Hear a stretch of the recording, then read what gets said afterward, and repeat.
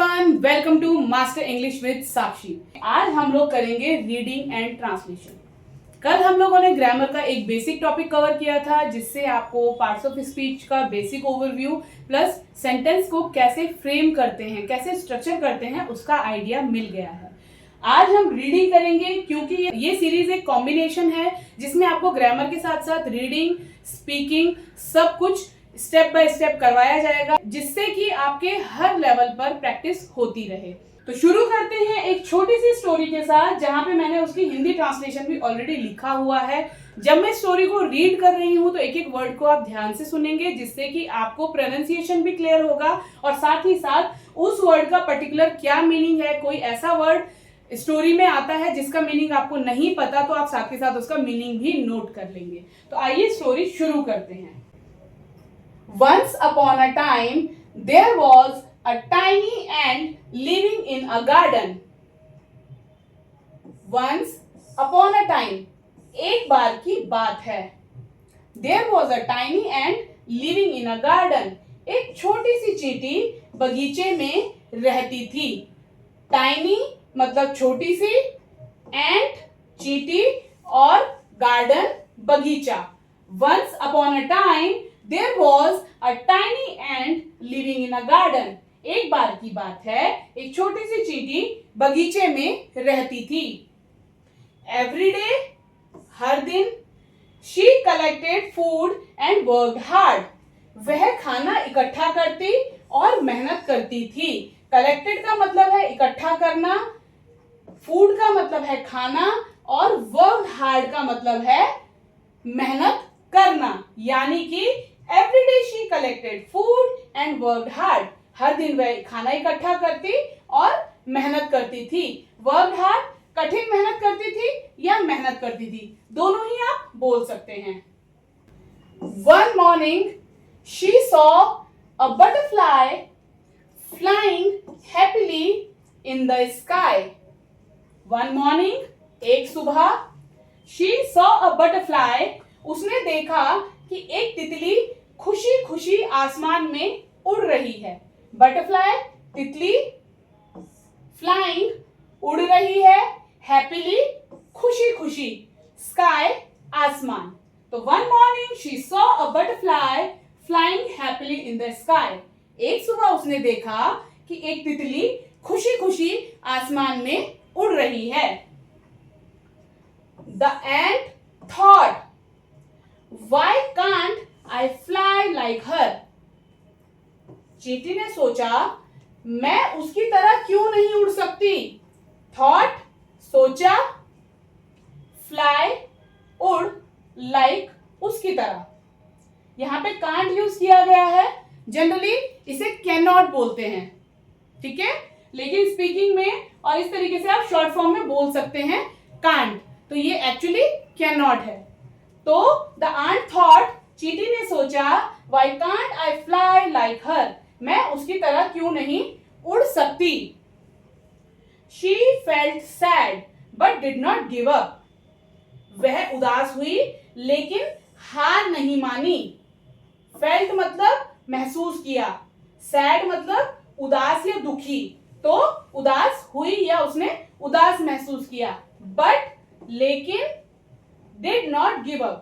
Give up का मतलब होता है हार नहीं मानना, तो उसने हार नहीं मानी।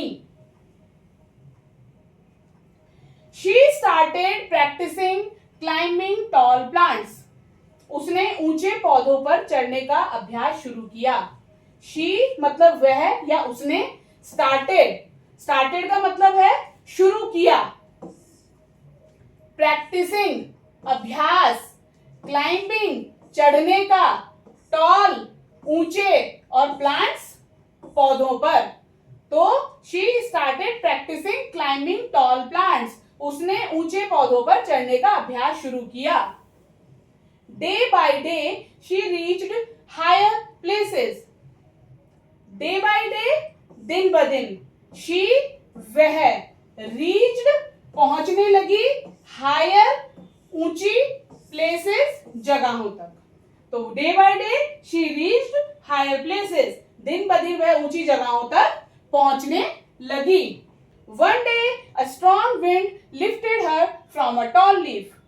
One day, एक दिन, a strong wind, तेज हवा, lifted, उठा लिया, her, उसे, from, से, a tall leaf, एक ऊंचे पत्ते. तो one day a strong wind lifted her from a tall leaf. एक दिन तेज हवा ने उसे ऊंचे पत्ते से उठा लिया. For few seconds she felt like flying. For few seconds, कुछ सेकंड के लिए, she, उसे, felt, लगा, like, ऐसा, जैसे, flying, वह उड़ रही है. For a few seconds she felt like flying. कुछ सेकंड के लिए उसे ऐसा लगा जैसे वह उड़ रही हो.